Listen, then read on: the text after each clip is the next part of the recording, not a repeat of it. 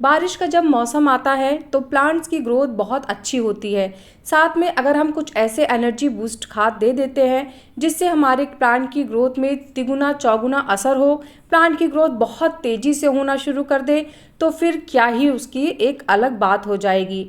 तो इसीलिए आज मैं 2 खाद आपको बताने वाली हूँ जिसको अगर आप अपने प्लांट्स में डालते हैं तो फिर उससे आपके प्लांट की ग्रोथ में बहुत ही तेज़ी से आपको असर दिखाई देगा। तो कौन सी वो खाद है, चलिए फिर वीडियो में बात करते हैं। हेलो एवरीवन, कैसे हैं आप सब लोग। लव फॉर गार्डनिंग में आप लोगों का बहुत बहुत स्वागत है। तो सबसे पहले खाद के बारे में बात करते हैं, कौन सी खाद देनी है, फिर इसे किस तरीके से प्लांट को देना है, इसके बारे में भी हम बात करेंगे। तो सबसे पहले मैंने यहाँ पे जो गोबर की खाद होती है वो ली है। इसमें गोबर और वर्मी कंपोस्ट दोनों मिक्स है। तो आधी गोबर की खाद है, आधी इसमें वर्मी कंपोस्ट है। मुझे गोबर की खाद मिल गई लकली और मैं काफ़ी दिनों से ढूंढ भी रही थी, तो 50-50 मैंने ली है। अगर आपके पास खाली गोबर की खाद या खाली वर्मी कंपोस्ट है तो आप एक एक सिंगल भी यूज़ कर सकते हैं, बट अगर आपके पास है तो बहुत अच्छी बात है। इसके बाद फिर मैंने यहाँ पे 2 चम्मच नीम की खली डाली है। नीम की खली बरसात में बहुत ज़्यादा फायदेमंद होती है। 100% फंगस से बचाएगी, इंसेक्ट से प्लांट को सेफ रखेगी।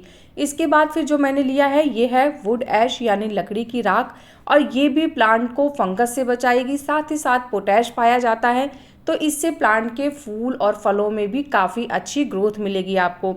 तो 2 चम्मच आपको वुड ऐश का भी इस्तेमाल करना है। अब इन तीनों खाद को हमें अच्छे से मिक्स कर लेना है, और मिक्स करने के बाद कम से कम 2 दिन के लिए हम इसे ऐसे ही ढक के छोड़ देंगे। देखिए खाद बहुत अच्छी बन के तैयार होगी।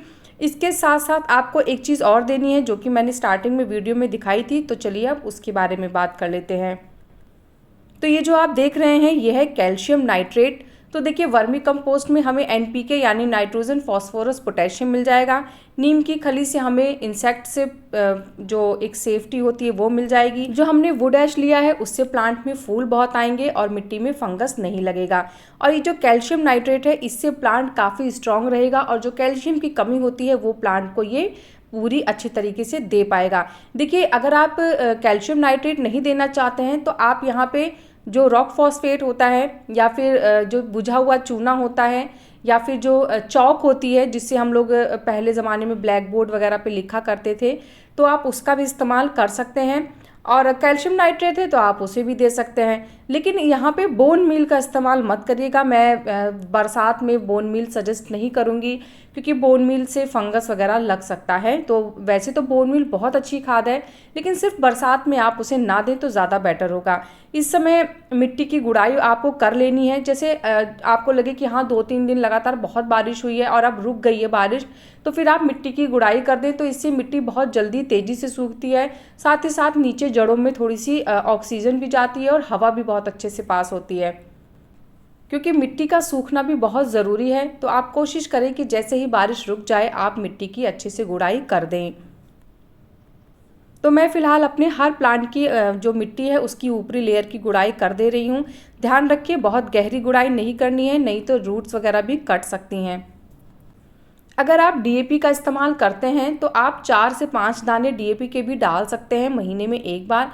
सिर्फ बरसात के टाइम की बात कर रही हूँ, या फिर आप विंटर में भी यूज़ कर सकते हैं। अदरवाइज़ डीएपी गर्मी में तो बिल्कुल भी इस्तेमाल नहीं करनी चाहिए।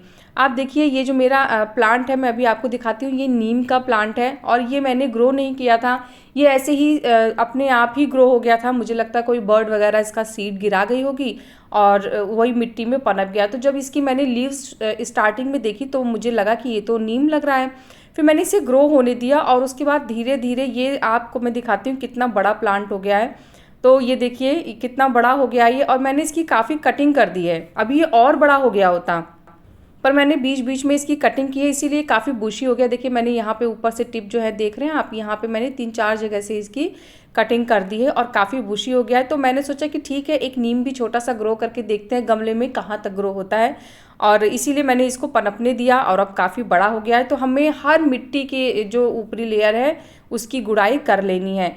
ये देखिए रेन लिली का प्लांट है और इससे रिलेटेड वीडियो मैंने आप लोग के साथ शेयर की थी, कि 1 महीना पहले ही की थी कि बरसात से पहले इसको कौन सी खाद दें ताकि खूब सारे रेन लिली हमारे गार्डन में खिले।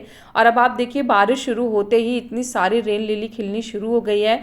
इसमें पिंक कलर की भी है, वो कल खिली थी लेकिन इस समय सूख गई है। तो जैसे ही कोई फूल सूख जाता है ना, मैं तुरंत उसे प्लांट से हटा देती हूँ, क्योंकि बारिश के मौसम में तो वैसे भी फंगस वगैरह लग जाते हैं जैसे ही कोई सूखी ड्राई चीज़ पड़ती है। बट मैं पूरी कोशिश करती हूँ कि प्लांट्स को साफ़ सफाई से रखूँ ताकि उसमें कोई फंगस या कोई इंसेक्ट वगैरह ना आ पाए। अगर आप कोई कटिंग वगैरह ग्रो करने की सोच रहे थे या आपके पास किसी प्लांट के सीड है तो आप उसे भी इस समय ग्रो कर सकते हैं। बरसात के मौसम में कोई भी प्लांट की कटिंग अगर आप लगाना चाहते हैं ना तो वो बहुत ईजिली लग जाती है। और ये मेरा उसका क्या कहते हैं उसे, अपराजिता, हाँ ये मेरा अपराजिता का प्लांट है। कभी कभी नाम एकदम दिमाग से उतर जाता है। तो ये मेरा ब्लू अपराजिता है। मेरे पास वाइट अपराजिता भी है और मैंने आप लोगों को पिछली वीडियो में उसका भी वीडियो दिखाया था। अब काफ़ी अच्छी ग्रोथ हो गई है। ये लगभग 1.5 महीने पहले मैं लेके आई थी और वो वाइट वाला अभी 1 महीना पहले मैं लेके आई थी और काफ़ी ग्रोथ अच्छी हो रही है सबकी। तो मैं हर मिट्टी की गुड़ाई कर ले रही हूँ अपने प्लांट की।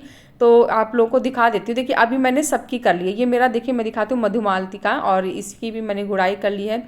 इसमें बहुत ही अच्छे अच्छे फूल आते हैं और अभी इसके फूल ख़त्म हुए हैं, फिर मैंने इसकी कटिंग कर दी थी और अब आप देख सकते हैं काफ़ी अच्छी ग्रोथ हो रही है। ये अरवी के प्लांट है और इसमें भी देखिए ग्रोथ शुरू हो गई है।